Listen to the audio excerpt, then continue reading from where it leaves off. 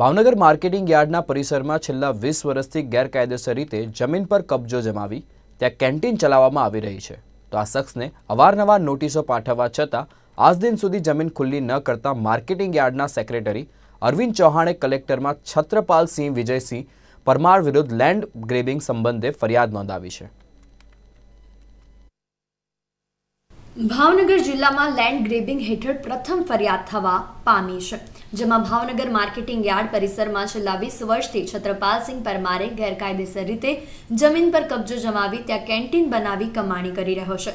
આ જમીન યાર્ડની હોવાથી તેને ખાલી કરવા યાર્ડ દ્વારા કોર્ટ કાર્યવાહી કરવામાં આવી હતી, જેમાં હાઈકોર્ટે માર્ચ મહિનામાં છત્રપાલસિંહની મનાઈ હુકમની અરજી રદ કરી નાખી આ જગ્યા ખાલી કરવાનું જણાવ્યું હતું, પરંતુ કોર્ટના આદેશની અવગણના કરી આ જગ્યા પર કેબિન અને વેપાર યથાવત રાખતા યાર્ડના સેક્રેટરી દ્વારા લેન્ડ ગ્રેબિંગના કાયદા હેઠળ કલેક્ટરમાં ફરિયાદ કરી, જેમાં ફરિયાદના આધારે બીજા દિવસે સ્ટાફ દ્વારા યાર્ડમાં આવી આ સ્થળનું પંચરોજ કામ કરવામાં આવ્યો હતો।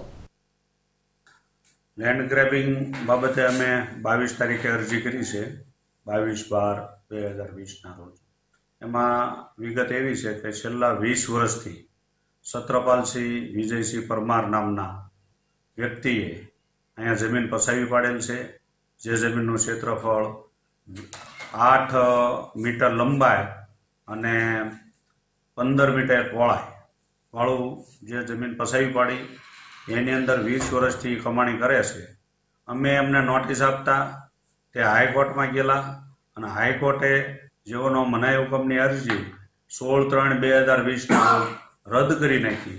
ત્યારબાદ અમારું તંત્ર દ્વારા અવારનવાર નોટિસો આપતા જેઓએ ખાલી ન કરતા અમારે લેન્ડ ગ્રેબિંગમાં આ અરજી કરવાની ફરજ પડી છે કે અત્યાર સુધી કાયદામાં સાબિત ફરિયાદીએ કરવાનું હતું કે આ મિલકત મારી છે એ સાબિત ફરિયાદીએ કરવાનું હતું, જેના કારણે બહુ લેન્ધી પ્રોસિજર થતી હતી। ત્યારે આ કાયદાની અંદર એવી વિશેષતા છે કે સાબિત આરોપીએ કરવાનું છે કે આ જગ્યા મારી છે, એમ આરોપીએ સાબિત કરવાનું છે, એ વિશેષતા છે।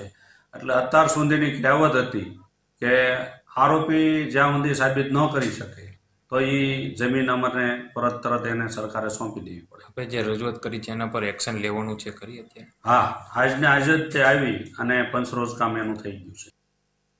લેન્ડ ગ્રેબિંગ હેઠળ કાયદા હેઠળ ભાવનગરના જિલ્લામાં પ્રથમ ફરિયાદ નોંધાઈ છે। પહેલા જમીનની માલિકી સાબિત કરવામાં વર્ષો નીકળી જતા હતા, જ્યારે આ કાયદા મુજબ ફરિયાદ કરી તેના બીજા દિવસે સ્ટાફે આવી તેનું પંચ રોજ કામ કર્યું હતું, જ્યારે આગામી દિવસોમાં બાકીની કાર્યવાહી કરવામાં આવશે। કેતન સોની, નિર્માણ ન્યૂઝ, ભાવનગર।